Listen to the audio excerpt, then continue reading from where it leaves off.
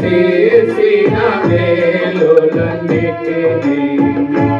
భక్తులారా స్మరించెదము. ప్రభు చేసిన మేలులన్నిటినీ అడిగి ఊహించు వాటి కన్నా మరి అడిగి ఊహించు